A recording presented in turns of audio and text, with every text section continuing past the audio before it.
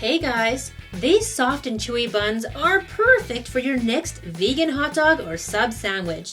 Sure, you can buy these types of buns at the store, but I swear, homemade bread is just a more magnificent form of bread, and it's just plain better, and you only need 4 ingredients. So let's get started. In a mixing bowl, combine 2 1/4 teaspoons of dry active yeast with a cup of water. I'm using traditional yeast, but you can also use instant. To get our yeast activated, whisk in about a 1/2 cup of flour. Leave it alone for 10 minutes or until you see that the yeast has bloomed. It'll look kind of foamy, and you can continue to the next step. Now, if it doesn't foam up, your water may be too hot or too cold, or the yeast has expired and you need to get some new stuff. So either way, get it sorted before continuing on. Add a cup of flour along with the salt and mix that in until it's smooth. Add 1 more 1/2 cup and mix that in really well. The mixture should be lumping up into dough now. If you're using whole wheat flour, you may not require as much, since whole wheat absorbs more water, and so add less at first and then go from there. Transfer the dough to a floured surface to knead. We want to add just enough flour to keep the dough from sticking as we knead, but not too much, otherwise the dough will become too stiff. I probably used about a 1/2 cup more of white flour, but this amount can vary depending on various factors, including humidity. So the best way to go is by feel.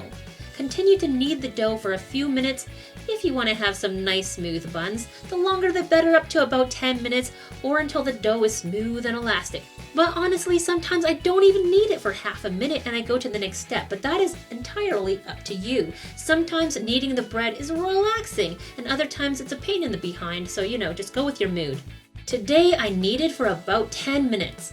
Put your dough back into the mixing bowl and put a lid on or a damp towel over top and let it rise in a warm, draft-free location.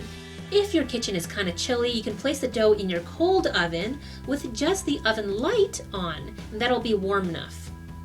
Rising times will vary depending on your room temperature. Basically, the colder it is, the slower the dough will rise, and the warmer it is, the faster the dough will rise. When the dough has doubled in size, take it out and onto a lightly floured surface again and divide into equal portions. I'm making 6 out of the white dough, and for the whole wheat I actually used a 1/4 cup more of water in the beginning, so I have more of that dough and will be making 8 buns from that. Knead each piece into a ball. Now you can simply roll them into a log shape about as long as a hot dog, and that would be totally fine. Or try it this way. Flatten a piece out, fold it in half, and pinch it along the length. Then roll it out gently to make it longer. This method creates more tension on the surface of the bun so that the result is more smooth and puffy looking. Now this method is kind of an experiment. I've divided one of the whole wheat portions into 2. Then I'm flattening them out and stacking the 2 pieces. Then pinching one side together, flattening out, and then we'll see what happens, eh? Place your shaped dough onto a prepared baking sheet. You can prepare it with parchment paper or just grease it so that the buns don't stick. Then cover them with a warm, damp, lint-free kitchen towel and let those rise in a warm place for about an hour or until they have doubled in size. I usually start preheating my oven about a 1/2 hour in. Now that our buns have risen nicely, you can brush on a light syrup glaze. This is 1 tablespoon of water mixed with 1 tablespoon of maple syrup. Gently brush on the syrup solution so you don't deflate the buns.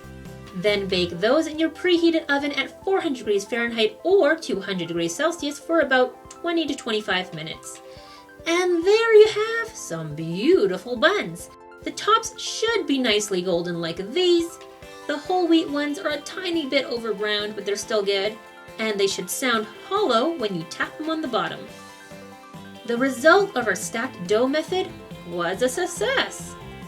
They have that commercial hot dog bun look, and you can open them up without a knife or anything like that. So I hope you give these delicious buns a try, as they are so easy to make and just perfect for loading up with a homemade vegan hot dog like this scallion seitan sausage. Let me know what kind of vegan fillings you would put in these buns in the comments below. I can't wait to see your ideas. Thank you so much for watching, and give this video a thumbs up if you liked it. And for more easy vegan recipes every week and vegan meal ideas and tips, make sure you're subscribed. Bye for now.